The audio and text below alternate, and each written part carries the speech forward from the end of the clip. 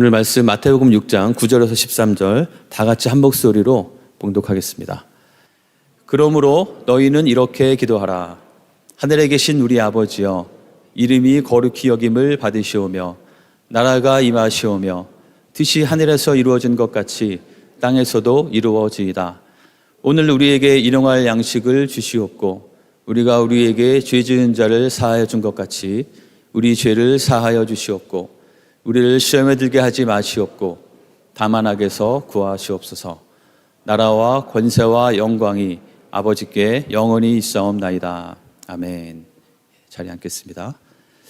네, 여전히 주기도문을 하고 나면 왠지 예배를 끝나야 될 것 같은 느낌이 드는 것 같습니다. 하지만 저희가 계속해서 주기도문의 말씀을 살펴보면서 주기도문이 단순히 어떤 모임을 폐하기 위한 그런 기도문이나 어떤 문구가 아니고 우리가 정말 하나님께 한 구절 한 구절 뜻을 잘 기억하면서 올려드려야 될 기도라는 것을 제가 함께 나누고 있습니다. 자, 여러분 혹시 지난 한 주간 동안 어떻게 지내셨습니까? 지난 한 주간 동안 여러분의 가슴을 뛰게 하는 일들이 어떤 것들이 있으셨는지요? 그것을 생각하면 어떤 관심이 더 가게 되고 더 말하고 싶고 혹시 그런 것들이 있으셨습니까?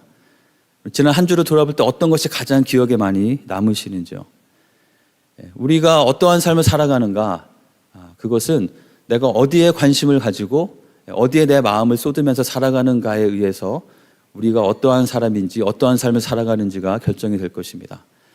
그것은 어쩌면 우리가 그냥 추상적으로 생각하는 것보다도 실제로 내가 어디에 관심을 가지고 어디에 더 신경을 쓰고 있는가에 의해서 우리가 어떠한 사람인지가 나타날 것입니다. 요즘 세상에서는 그것을 알 수 있는 좋은 방법이 여러분 휴대폰을 열어보셔서 지난 한 주간 동안에 내가 주로 어떤 것을 검색했는지, 여러분 유튜브에서 어떤 것을 찾아서 주로 들으셨는지 그 기록들을 보면 내가 생각하는 거랑 실제로 내가 어떻게 살았는지가 좀 다를 수 있다는 것을 발견하게 됩니다. 과연 나는 무엇을 바라보고 무엇에 의해서 나의 마음이 움직여지고 어디에 관심을 쏟으면서 살아갔는가, 그런 생각을 우리가 적어도 주일이 되면 한 주간을 돌아보면서 다시 생각해보고 혹시 방향이 잘못된 것이 있으면 우리가 더 중요한 것을 놓치고 있으면 그것을 다시 바로 잡아지는 우리 모두가 되면 좋겠습니다. 요즘엔 뇌과학이 많이 발달이 되어서 우리가 어떻게 무엇을 인지하고 어떻게 기억하고 하는지에 대해서 많은 새로운 그 연구의 결과들이 있고 그것을 통해서 또 우리가 많은 도움을 받기도 합니다. 그 내용 중에서 혹시 이런 걸 보신 적이 있으신가요? 우리 뇌의 구조 가운데는 뇌의 중뇌의 중간에 망상활성계라는 게 있다고 합니다. 처음 들어보는 말일 것 같은데요. 망상이라는 것은 이렇게 그물처럼 생겨 있는 모양인데 거기에 많은 신경 집합체가 있어서 이것을 통해서 우리 몸으로 들어오는 여러 가지 정보들을, 감각의 정보들을 우리가 의식의 구조로 넘길 것인지 아니면 그냥 무의식 가운데 그냥 처리할 것인지를 결정하는 그런 것이라고 합니다. 뇌과학자들에 의하면 우리 뇌가 1초 동안에 처리하는 데이터의 양이 4억 바이트의 정보량을 다룬다고 합니다. 우리가 지금 보고 있는 순간에도 시각적으로 정보가 들어오고 또 온도도 있고 귀로도 들어오고 냄새도 맡고 있고 무엇인가가 느껴지기도 하고 굉장히 다양한 정보가 우리 뇌 속으로 들어오게 되는 것이죠. 근데 그 모든 것을 우리가 다 의식 가운데로 집어넣게 되면 사람이 거의 제정신이 아니고 정신착란증이 일어나게 된다고 합니다. 실제로 그 많이 들어오는 그 감각 정보들 가운데 의식의 영역에서 처리하는 게 약 2000바이트 정도의 데이터량을 처리한다고 하는데요.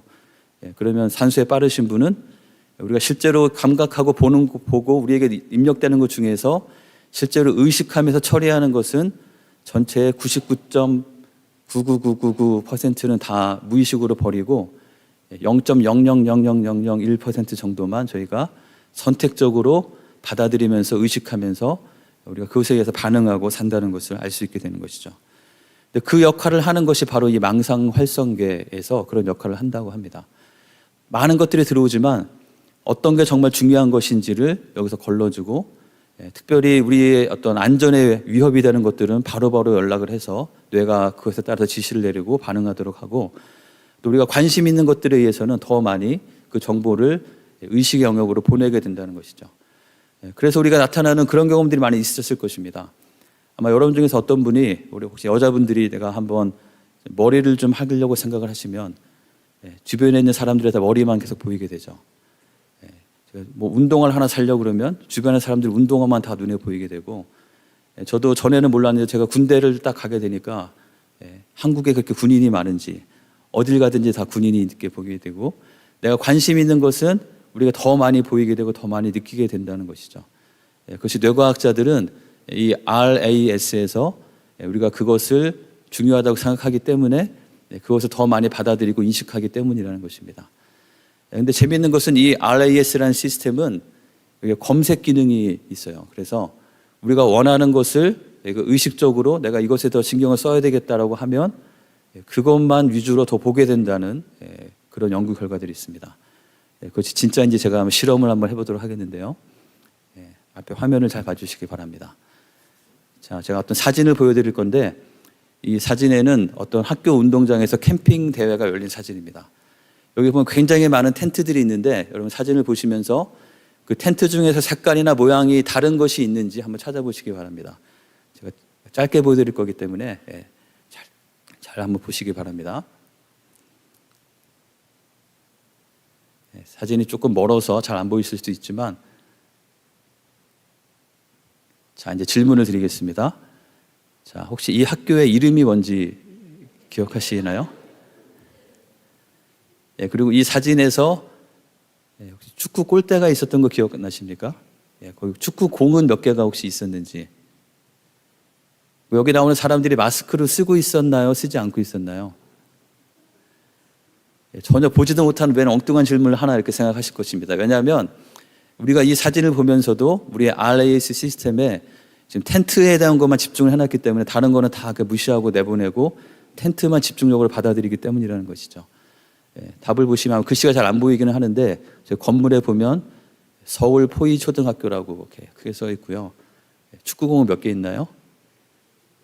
자, 그럼 이제 또 우리 RASA에 축구공을 집어넣고 보면 축구공 2개가 보이죠.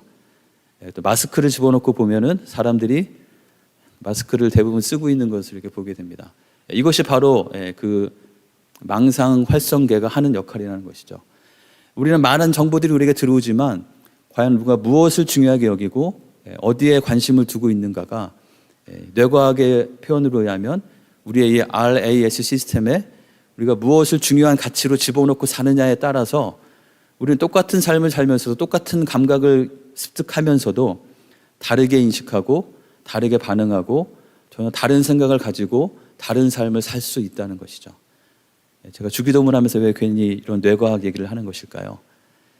바로 주기도문을 우리에게 주신 것은 예수님께서 이렇게 기도하라고 하시는 것을 통해서 그 기도에 나오는 그 내용들 하나하나가 우리의 삶의 중요한 가치가 되어지고 우리의 관심이 되어지고 우리가 그것을 또 뇌과학 표현으로 하면 우리 RAS 시스템에 이 주기도문에 나오는 그 내용 가치들을 다 집어넣고 그것을 중요하게 여기고 그것에 대해서 반응하고 그것을 우리의 인지 가운데로 집어넣으면서 살아갈 때 우리 하나님께서 우리에게 주시기 원하시는 참된 바른 삶을 살아갈 수 있다는 것입니다.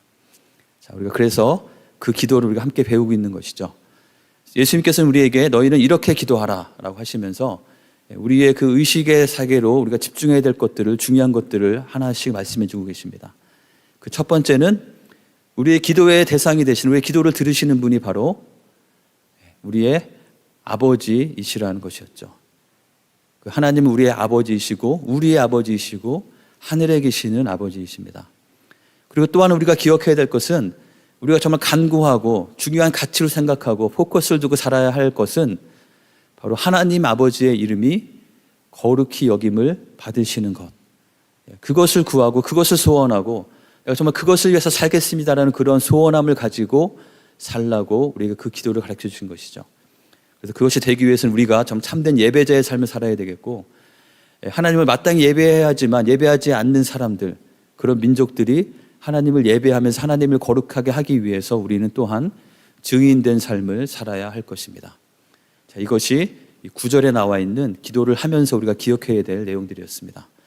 자, 오늘은 10절의 내용들을 같이 살펴보도록 하겠는데요. 자, 10절의 기도는 무엇입니까? 나라가 임하시오며 뜻이 하늘에서 이루어진 것 같이 땅에서도 이루어지이다. 네. 나라가 임하시고 뜻이 하늘에서 이루어진 것 같이 땅에서도 이루어지이다. 우리 한글 성경에는 아이러니하게도 누구의 나라인지 누구의 뜻인지가 표시가 되어 있지 않습니다. 자, 여기서 나라는 누구의 나라이고 뜻은 누구의 뜻을 구하는 것일까요? 네, 당연히 하나님의 나라가 임하시고 하나님의 뜻이 이루어지기를 구하는 기도여야 합니다. 근데 우리는 자칫 이렇게 기도하면서 실제로 우리의 삶 가운데는 하나님의 나라에 대한 관심이나 하나님의 뜻에 대한 관심보다도 나의 생각과 나의 나라가 세워지기를 더 구하고 있다면 우리는 이 기도를 드릴 때마다 내가 정말 추구하고 있는 나라, 내가 정말 주장하고 있는 그 뜻, 내가 받들고 나의 것으로 삼고 따르는 그 뜻이 과연 누구의 나라이고 누구의 뜻인지를 우리는 다시 한번 기억해야 될 것입니다. 여러분, 그러니까 운전을 하다 보면 가끔 이렇게 차가 어떤 정비가 필요할 때 속도를 높이면 운전대가 덜덜덜덜 떨리는 현상을 혹시 경험해 본 적 있으신지 모르겠습니다. 자, 만약 그런 일이 일어난다면 우리는 어떤 것을 점검해야 될까요? 점검해야 될 것이 여러 가지가 있겠지만 차를 잘 아시는 분은 아마 제일 먼저 바퀴를 점검하도록 할 것입니다. 특히 바퀴에서 어떤 걸 잘 확인해야 되죠? 휠 얼라인먼트. 저쪽에서 말씀하신 것 같은데요. 휠 얼라인먼트는 무엇입니까? 자동차 바퀴가 4개가 있는데 이 바퀴의 각도가 자동차가 잘 굴러갈 수 있도록 그 최적화된 각도로 딱 맞춰 있어져야 되는데 이제 뭐 돌을 같은 걸 치거나 여러 가지 이유로 이게 좀 틀어지게 되면 속도가 느릴 때는 잘 표시가 안 나지만 자동차 속도가 높아지게 되면 이게 정확하게 이 얼라인이 맞지 않기 때문에 핸들이 덜덜덜 떨리는 현상이 일어나는 것이죠. 자, 우리의 삶 가운데도 혹시 하나님께서 우리를 이끌어 가시려고 하는 그 방향과 하나님의 뜻과 내가 추구하고 생각하는 나의 뜻이 정확히 얼라인이 되지 않으면 우리의 삶에는 어떤 현상이 일어나게 될까요? 뭔가 이렇게 덜덜덜 떨리는 그런 일이 있게 되겠죠. 혹시 여러분의 삶 가운데 그런 핸들이 떨리는 그런 현상이 혹시 있는 분이 있으신가요? 그렇다면 우리가 나라가 임하시오며 뜻이 하늘에서 이루어진 것 같이 땅에서도 이루어지이다라는 기도를 드리면서 우리가 휠 얼라인먼트를 다시 정비하는 그런 기도와 그런 시간이 되어야 되겠습니다. 자, 그렇다면 과연 이 하나님 나라는 정확히 어떤 뜻인가 그 의미를 좀 살펴보기 원하는데요. 자, 성경에서 말하는 하나님 나라는 하나님의 왕권과 통치권에 대한 이야기입니다.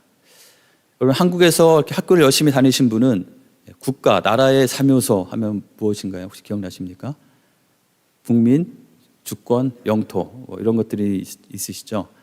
우리가 그것을 사회에서 배운 그런 것이지만 성경에서 말하는 하나님 나라는 그것도 영토나 공간의 개념이라기보다는 왕권, 통치권에 대한 이야기입니다. 이 나라라는 것은 히브리어로 말쿠스이고요, 헬라어로는 바실레이아라는 것인데 둘 다 왕과 관련된 단어들입니다. 누가 왕인지, 왕의 권한이, 왕의 통치권이 과연 어디까지 미치고 있는가, 거기까지가 그들의 나라가 된다는 것이죠.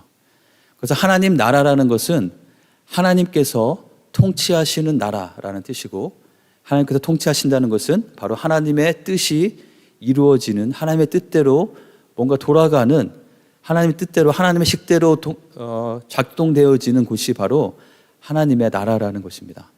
그래서 나라가 임하시오며 그것은 뜻이 하늘에서 이루어진 것 같이 땅에서도 이루어지기를 원합니다라와 같은 내용의 기도가 되는 것이죠. 그래서 누가복음에는 나오는 주기도문에는 하나님의 뜻에 대한 부분이 빠져 있지만 실제로는 같은 기도라는 것을 우리가 지난번에 함께 살펴봤습니다. 자, 그렇다면 하나님의 뜻이 이루어지는 그 하나님의 나라, 그 하나님의 나라를 구하고 그 하나님의 나라가 임하고 그 하나님의 나라가 임하여서 하나님의 뜻이 이루어지는 그런 나라가 있기를 우리가 간구하라고 하셨는데 그것은 좀 더 구체적으로 어떠한 모습을 가리키는 것일까요? 성경 말씀 가운데 우리 로마서 14장에 보면은 그 우리가 추구해야 될, 우리가 구해야 될 하나님의 나라가 어떤 모습인지 좀 더 자세하게 설명하고 있습니다. 우리 로마서 14장 17절 다 같이 한번 읽어보겠습니다. 하나님의 나라는 먹는 것과 마시는 것이 아니요 오직 성령 안에 있는 의와 평강과 희락이라. 하나님의 나라는 먹는 것이나 마시는 것이 아니라고 말씀합니다. 갑자기 먹는 것과 마시는 것이 나오나 혹시 하나님 나라 가면 아무것도 못 먹고 마실 것도 없는 건가? 그렇게 오해하시면 안 되고요. 로마서 14장은 어떤 배경에 있는 말씀이냐면 이 로마에 있는 교회들 가운데 유대교 배경에 있는 크리스찬들과 또 비유대인 크리스찬들 사이에서 어떤 문화적인 차이 때문에 어떤 갈등들이 일어났던 것이죠. 그것은 주로 먹는 것과 마시는 것에 대한 것이었습니다.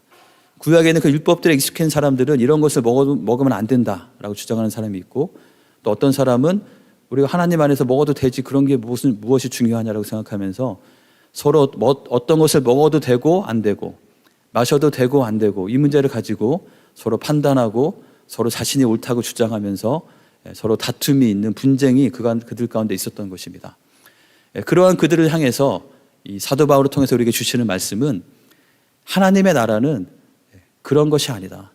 이래야만 되고 저래야만 되고 무엇을 먹어야만 되고 먹지 않아야 되고 그런 것에 대한 것이 아니고, 하나님 나라의 본질은 무엇이냐면 오직 성령 안에 있는 의와 평강과 희락이다.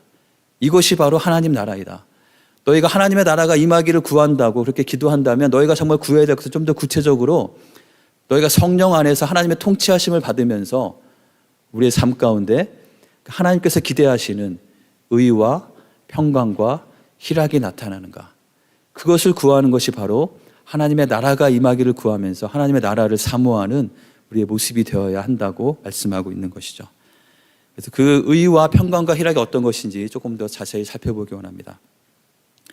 우리가 나라가 임하시오며라고 기도할 때 우리가 생각하는 그 하나님의 나라는 바로 첫 번째로 의의 나라입니다. 자, 의의 나라라는 것은 여기서 말하는 의는 우리가 성령의 통치하심에 순종할 때 우리의 삶 가운데 나타나는 의로운 삶의 모습입니다. 마땅히 하나님의 자녀로서 하나님께서 기대하시는 그런 바른 삶의 모습을 말하는 것이죠. 자, 그 모습이 어떤 것인지는 미가서 6장에 보면 좀 더 구체적으로 우리에게 말씀하고 있습니다. 미가서 6장 8절은 하나님께서 우리에게 원하시는 것이, 요구하시는 것이 무엇인지를 분명하게 정확하게 짚고 있는데요. 자, 세 가지 어떤 것을 말씀하십니까? 여호와께서 내게 구하시는 것은 오직 정의를 행하고 인자를 사랑하고 겸손하게 내 하나님과 함께 행하는 것. 이것을 하나님께서 원하신다는 것이죠. 이것을 하나님께서 기대하신다는 것입니다. 이것이 바로 우리가 하나님의 백성으로서 성령의 통치함을 받는 하나님 나라가 우리 가운데 임할 때 하나님의 나라를 살아가는 우리에게 있어야 될 그런 의의 모습이라고 말씀하고 있는 것이죠. 자, 정의를 행한다는 것은 어떤 뜻일까요? 그래서 우리 삶 가운데 바른 삶이 있어야 한다는 것입니다. 우리 삶 가운데 속이지 않고 정직한 것이 있어야 한다는 것이죠. 우리 가운데 정당한 대가를 치르는, 마땅한 것을 줄 것을 주고 또 받을 것을 받을 수 있는 그런 정정당당함이 있어야 한다는 것입니다.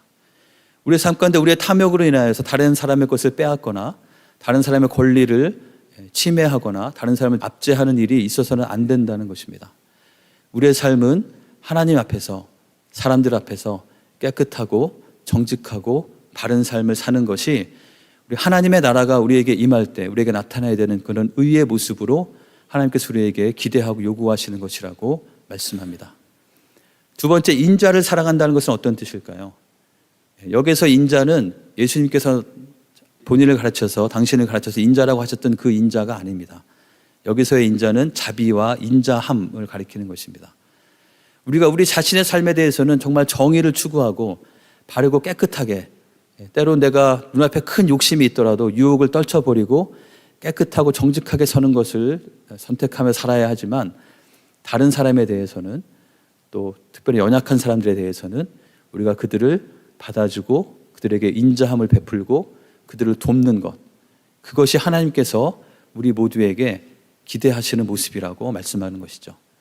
세 번째는 겸손입니다. 특별히 겸손하게 하나님과 함께 행하는 것이 우리에게 기대되는, 우리가 있어야 될 하나님 나라의 의의 모습이라고 말씀하고 있습니다. 자, 우리가 겸손하게 하나님과 함께 행하는 것은 어떤 모습으로 우리에게 나타나게 될까요? 겸손의 반대는 무엇이죠? 교만함입니다.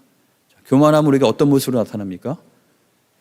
나의 생각과 나의 판단이 제일 옳다고 생각하고 다른 사람의 말을 듣지 않습니다. 그러면서 우리의 자세가 높아지게 되고 우리가 스스로 높은 자리에 취하게 되죠. 그래서 우리의 귀를 막으면서 우리는 넘어짐의 자리로 나아갈 수밖에 없는 것이 교만의 모습이죠. 그렇다면 겸손한 것은 우리의 연약함과 우리가 실수할 수 있다는 것을 인정하고 겸손히 하나님과 함께 행한다면 하나님의 뜻에, 하나님의 음성에 과연 하나님은 어떤 생각을 가지고 계실지 그 하나님께 묻고 하나님께 기도하고 하나님의 말씀 가운데 하나님의 뜻을 헤아리려고 찾는 것, 그것이 바로 겸손하게 하나님과 행하는 것일 것입니다. 우리가 매일매일 살아가면서 하나님의 말씀을 대하지 않고 하나님께 기도하지 않고 그냥 하루하루를 막 살아간다면 그것은 결코 겸손하게 하나님과 동행하는 모습이라고 할 수 없을 것입니다. 우리가 오늘 하루하루를 살아가는 것이 하나님의 도우심이 없이는, 하나님의 인도하심이 없이는 살 수 없다고 인정할 때 우리는 하나님 앞에 나아가서 먼저 기도하고 하나님 앞에 겸손하게 무릎을 꿇고 하루하루를 시작할 때 우리는 하나님의 인도하심을 받으면서 주님과 함께 동행하는 삶을 살 수 있는 것이죠. 바로 그렇게 정의를 행하고 우리의 삶 가운데 인자함이 있고 또 겸손하게 하나님과 함께 동행하는 것, 그것이 바로 하나님께서 우리에게 원하시는 하나님 나라의 의의 삶의 모습인 것입니다. 자, 두 번째로 우리가 나라가 임하시오며라고 기도할 때 말하는 그 하나님의 나라는 어떤 나라입니까? 평강의 나라입니다. 자, 여기서 평강은 단순히 나의 내적인 평안함을 말하는 것이 아닙니다.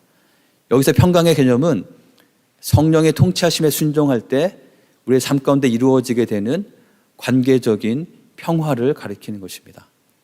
무엇인가 어그러지고 무엇인가 깨어지고 무엇인가 나누어져 있을 때 그것이 하나님의 나라가 임한 우리의 삶 가운데는 그런 것이 다시 합하여지고 화해가 이루어지고 회복이 이루어지면서 하나님의 평강이 그 가운데 일어나는 것, 그것이 바로 하나님 나라의 모습이고 하나님 나라가 우리 가운데 임할 때 우리 안에서 우리의 삶의 자리들 가운데 우리가 있는 그것 가운데 일어나는 하나님의 역사하심이라고 말씀하고 있는 것이죠. 자, 그래서 에베소서 4장에서는 이렇게 말씀하죠. 우리 같이 한번 읽어볼까요? 그러므로 주 안에서 갇힌 내가 너희를 권하노니 너희가 부르심을 받은 일에 합당하게 행하여 모든 겸손과 온유로 하고 오래 참음으로 사랑 가운데서 서로 용납하고 평안에 매는 줄로 성령이 하나 되게 하신 것을 힘써 지키라. 아멘. 여기 보면 성령께서 어떤 일을 하신다고 말씀하고 있습니까? 성령께서 하시는 일은 하나 되게 하시는 일을 하신다고 말씀하고 있죠. 특별히 우리 믿음의 공동체 안에서 성령께서 하시고 우리에게 기대하시는 것은 우리가 서로 사랑하면서 서로 하나가 되는 것입니다. 그것을 위해서 우리는 겸손과 온유함과 또 오래 참음과 사랑함과 또 서로를 용납하는 것이 우리에게 필요한 것이죠. 성령께서 우리 안에 온전히 통치하실 때 성령을 통해서 하나님의 뜻이 우리 가운데 이루어지는 그 하나님의 통치하심이, 하나님의 나라가 우리에게 임하게 될 때 우리의 삶에는 그 성령께서 하나 되게 하시는 그 역사가 일어나게 된다는 것입니다. 혹시 우리 가정 안에서 좀 깨어지고 불편한 관계들이 있다면 우리가 하나님의 나라가 임하기를 간절히 구한다고 기도할 때 하나님께서는 분명히 성령을 통해서 우리의 그 서먹하고 나뉘어진 관계가 다시 화해를 하고 서로 품고 하나 되게 하시는 그 일을 하라는 음성을 분명하게 주실 것이고, 우리가 그것에 따라서 순종할 때 하나님께서 우리 가운데 이 평안함, 평강을 만들어주시는 일을 경험하게 될 것입니다. 가장 가까운 사람들, 또 우리가 만나는 여러 관계들 가운데, 또 우리 공동체 안에서 여러 관계들 가운데 그런 깨어지고 반복되는 것이 있다면 우리가, 하나님께서 우리에게 원하시는 것은 우리는 그것들을 다시 화평을 되게 하고 하나 되게 하는 것이 우리가 하나님의 나라를 품고 하나님의 나라를 구하면서 살아가는 그리스도의 제자된 삶의 모습이라고 우리가 말씀하고 있는 것입니다. 그래서 예수님께서는 팔복에 대해서 말씀하시면서 참으로 복된 자는 이런 자라고 말씀하셨죠. 바로 같이 한번 읽어볼까요? 화평하게 하는 자는 복이 있나니 그들이 하나님의 아들이라 일컬음을 받을 것이며, 그냥 마음속에 그냥 늘 태평한 사람, 누가 뭐라고 하든 신경 쓰지 않고 그냥 혼자 이너 피스를 유지하는 사람이 복되다고 하신 것이 아니고, 주님께서 말씀하신 것은 화평하게 하는 자, 화평이 없는 곳에 화평을 만드는 자, 피스메이커가 바로 복된 자라고 말씀하셨습니다. 하나님의 성령이 우리 가운데 있게 되면 성령의 역사하심에 따라서 우리는 어그러진 것들도 다시 풀게 되고 화평을 만들어지게 하고, 그러한 것이 우리가 하나님의 아들이 됨을, 하나님 나라에 속한 하나님의 백성의 모습이 된다고 말씀하고 있는 것이죠. 우리 사랑하는 모든 성도님들 한 분 한 분의 삶 가운데 그러한 평강에 화평케 하는 자의 그런 모습이 있으셔서 여러분의 모든 관계들과 모든 삶에 참된 하나님의 그 평안이 있으시기를 주님의 이름으로 간절히 축원합니다. 세 번째 모습은 우리가 나라가 임하시오며라고 기도할 때마다 기억해야 될 하나님의 나라는 바로 희락의 나라입니다. 사실 희락이라는 말은 저희가 잘 쓰지 않는 말인데요. 희락은 어떤 뜻입니까? 기뻐한다는 뜻이죠. 기쁨이라는 뜻입니다. 그래서 이것은 성령의 통치하심에 우리가 순종할 때 우리의 내면 가운데 다른 어떤 환경과 관계없이 누려지고 샘솟듯이 솟아나는 샘솟는 그 기쁨을 말하는 것입니다. 특별히 성경에서는 우리에게 있는 그 기쁨의 근원이 무엇인지를 여러 가지로 설명하고 있습니다. 우리가 누리는 그 기쁨은 첫 번째로 하나님과의 화목한 관계로 인해서 갖는 기쁨입니다. 우리가 예수님을 믿게 될 때 우리에게 누려지는 가장 큰 축복은 많은 것들이 있지만 저는 아무리 생각해도 이것이 가장 큰 축복인 것 같습니다. 그것은 바로 우리가 죄사함을 받는다는 것이죠.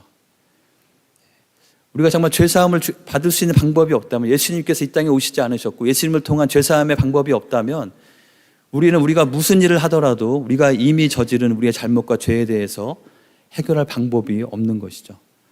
그럼 우리가 아무리 착한 일을 하고 아무리 열심히 살려고 하고 아무리 결심을 하고 무슨 노력을 다 한다 하더라도 우리는 하나님께 나아갈 수 있는 방법이 없는 것입니다. 그럼 우리에게는 아무런 소망이 없는 것이죠. 하지만 우리에게 주어진 놀라운 은혜는 예수님을 통해서 우리에게 우리의 죄 사함을 받고 죄가 없으신 거룩하신 하나님과 교제할 수 있는 그 길이 우리에게 열렸다는 것입니다. 우리가 이것을 기억할 때 우리에게는 가장 중요하고 가장 근본적인 문제가 해결됐기 때문에 우리에게는 그 어떤 것도 흔들 수 없는 큰 기쁨이 우리에게 있는 것이죠. 그래서 시편 4편 7절은 이렇게 기록하고 있습니다.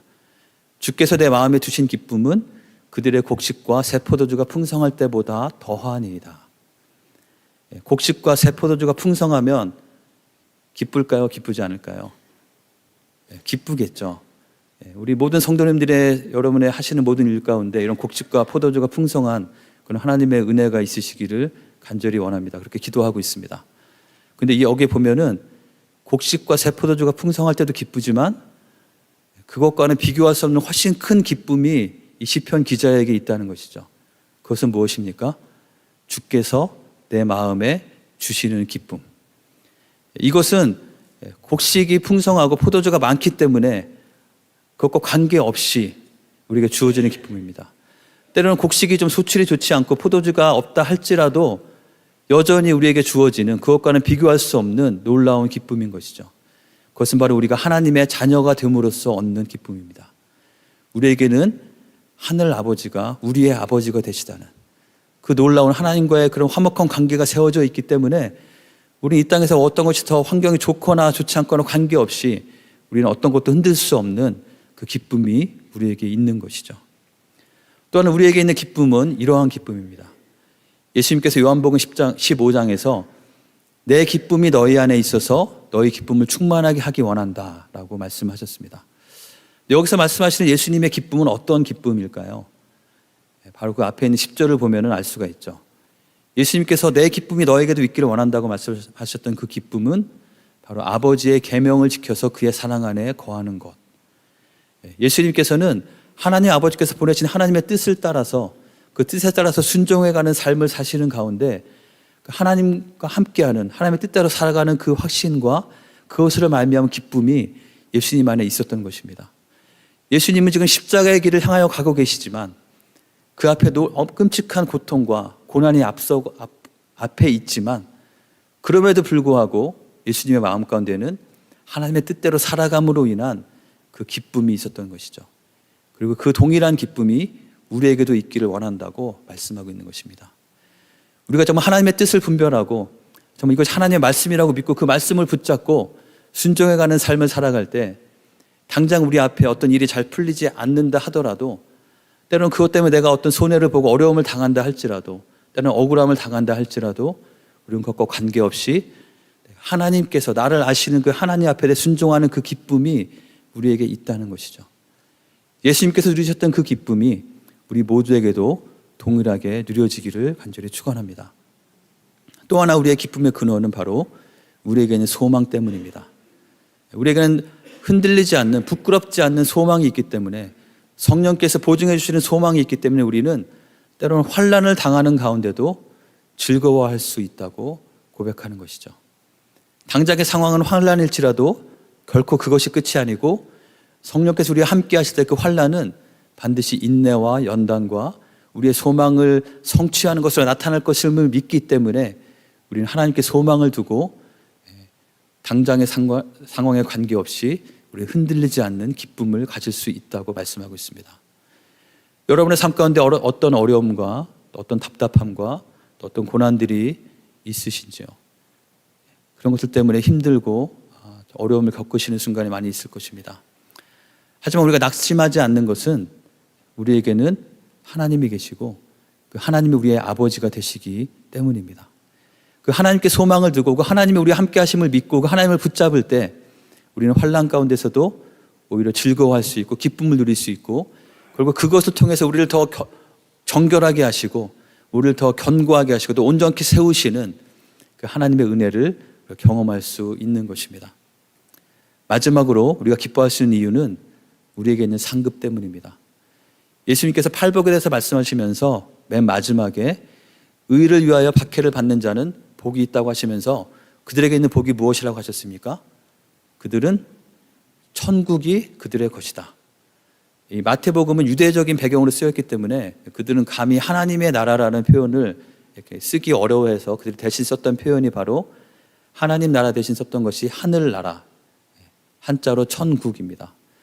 그 의를 위하여 박해를 받는 자에게는 하나님의 나라가 그들에게 주어진다고 약속하고 있는 것이죠. 왜냐하면 그들이 욕을 얻고 박해를 받고 또 거짓 모함을 당하고 악한 말을 듣지만 그들이 기뻐하고 즐거워할 수 있는 것은 하늘에 계신 아버지께서 그 모든 것을 아시고 그 모든 하나님의 나라를 위해서, 하나님의 이름을 위해서 감당한 그 모든 것들을 기억하시고 그것을 결코 헛되게 하지 않으시고 하늘의 가장 좋은 것으로 상을 주시겠다고 말씀하셨기 때문입니다. 때로는 우리가 살아가다 보면 억울한 일을 당하기도 합니다. 때로는 내가 정말 믿음을 지키기 위해서 하나님의 의를 생각하면서 정말 정의롭게 행하고 또 내가 자비를 베풀고 인자를 행하며 또 겸손하게 동행하기 위해서 말씀을 붙잡고 그대로 순종하다 보면 어떤 때는 내가 큰 손해를 감수해야 되기도 하고, 뭐 요즘에는 박해는 없지만 때로는 오해를 받으면서 되게 억울한 일을 당하면서 답답한 가운데 처하기도 합니다. 하지만 오늘 말씀에서 주어진 것은 무엇이냐면 우리가 그러한 것이 당한다 할지라도 그것 가운데 우리가 괴로워하면서 낙심하지 않을 수 있는 이유는, 우리에게 하나님 나라의 그 희락이 우리에게 여전히 주어질 수 있는 이유는 이 모든 것을 다 아시는 아버지 하나님을 우리가 믿기 때문입니다. 그리고 우리 아버지 하나님께서는 우리의 모든 그런 억울함과 답답함을 다 아시고 우리가 주님 앞에 서는 그날에 그것을 다 헤아려 주시고 잘하였다, 착하고 충성된 종아 하시면서 우리를 칭찬하시고 우리에게 상 주실 것임을 믿기 때문입니다. 우리가 주님 앞에 섰을 때 그 칭찬을 들을 수 있다면 그것만큼 성공적이고 복된 삶이 어디 있을까요? 이 땅에서 아무리 많은 것을 누리고 이 땅에서 모든 것을 다 가졌다고 생각하지만 하나님 앞에 섰을 때 우리가 고개를 들 수 없는 부끄러운 모습이라면 그 인생은 결코 복된 인생이라고 할 수 없을 것입니다. 하지만 우리가 하나님께서 인정해 주시는 그러한 삶을 살 수 있다면 우리는 이 땅에서 다른 사람만큼 더 많은 것을 누리지 못한다 할지라도 또는 더 누린다 할지라도 그것에 의해서 좌우되는 것이 아니라 우리는 우리 아버지 되신 하나님으로 인하여서 우리는 하나님 나라의 희락 가운데, 그 기쁨 가운데, 그 어떤 것도 흔들 수 없는 확신 가운데 살 수 있는 것입니다. 바로 이런 하나님 나라의 희락이, 그 기쁨이 우리 모든 성도님들의 마음 가운데 가득하시기를 주님의 이름으로 간절히 축원합니다. 우리가 이 하나님 나라를 기억하면서 꼭 기억해야 될 것이 있는데요. 예수님께서 하나님 나라에 대해서 말씀하시면서 이렇게 말씀하신 것이죠. 예수님은 하나님 나라가 어디에 있다고 말씀하셨습니까? 하나님 나라는 뭐 멤피스에 아니면 뭐 노스캐롤라이나에 아니면 한국에 도대체 어디에 있는 것입니까? 라는 질문이 있을 때 예수님의 대답은 무엇이었습니까? 하나님의 나라는 바로 너희 안에 있는 것이다. 하나님의 나라가 정말 임해야 될 곳은 가장 먼저 너희의 마음속에 임해야 하는 것이다. 너희의 마음속에 정말 너희의 생각대로 너희 뜻대로 마음대로 사는 그런 것이 아니라 하나님의 통치하심이 온전히 임하는 것이 바로 너희의 마음속에 가장 먼저 있어야 한다. 너의 마음이 성령의 통치하심을 받아서 하나님 나라의 의와 하나님 나라의 평강과 하나님 나라의 희락이 너희 가운데 있을 때 그것이 바로 하나님 나라가 임하는 것이고 그러한 너희를 통해서 이 땅 가운데 하나님의 나라를 확장시켜 갈 것이다 라고 우리에게 말씀하셨던 것입니다. 우리가 그것을 기억하면서 우리가 나라가 임하시오며 라며 기도할 때마다 그런 하나님의 나라가 하나님의 나라의 의와 평강과 희락이 내 안에 정말 있는가 라고 질문하고 우리를 점검하면서 정말 나에게 하나님의 나라를 이루어 주십시오라고 하나님께 간절히 구하는 우리가 되어야 되겠습니다. 먼저 나의 마음 가운데 그런 것이 있을 때 우리는 비로소 하나님 나라의 백성으로서 우리가 있는 그곳에서 하나님 나라를 만들어가고 그곳에 하나님 나라를 확장시켜 나가는 우리에게 주신 그 귀한 하나님 나라의 백성으로서의 사명을 감당할 수 있을 것이라고 믿습니다. 자, 우리가 마지막으로 이 나라가 임하시오며 뜻이 하늘에서 이루어진 것 같이 땅에서도 이루어지다라는 기도를 할 때마다 우리가 드려야 될 기도의 의미를 또 기도문으로 적어봤습니다. 우리가 기도하는 마음으로 같이 읽고 말씀 맺도록 하겠습니다. 다 같이 읽어보겠습니다. 하나님의 뜻이 막힘없이 펼쳐지고 이루어지는 하나님의 통치하심이 저의 삶 가운데 이 땅의 모든 곳 가운데 임하기를 소원합니다. 성령의 인도하심에 순종함으로 의와 평강과 희락의 하나님 나라를 누리게 하시고 그 하나님 나라의 도래와 확장을 위해서 살아가기를 소원하오니 저를 붙잡아 주시고 인도하여 주옵소서. 네, 이러한 뜻의 기도로 주기도문을 들으실 때마다 고백할 때 우리의 삶이 하나님 은혜 가운데 하나님의 나라가 경험되어지고 우리가 있는 그곳에 하나님의 나라가 임하는 그런 귀한 복된 삶을 살 줄로 믿습니다. 그러한 삶을 살아가시는 한 분 한 분이 되시기를 주님의 이름으로 간절히 축원합니다. 이 시간 함께 우리 말씀을 기억하면서 기도하도록 하겠습니다. 하나님의 나라가 임하시고 하나님의 뜻이 하늘에서 이루어진 것처럼 이 땅 가운데도 먼저 우리의 삶 가운데도 이루어지기를 간구하는 그런 기도를 드리기 원합니다. 하나님 정말 나의 생각과 나의 나라와 나의 뜻대로 그것이 이루어지는 것이 아니라 하나님의 나라와 하나님의 뜻이 이루어지는 삶을 살도록 도와주옵소서. 그것을 위해서 하나님 나라의 그 의와 하나님 나라의 평강과 하나님 나라의 희락이 저의 삶 가운데 먼저 채워지게 하시고 나의 모든 관계들 가운데 확장될 수 있도록 도와주옵소서. 그것을 위해서 살아가기 원합니다. 도와주십시오. 우리 그렇게 함께 한 마음으로 기도하며 나가겠습니다. 함께 기도하겠습니다.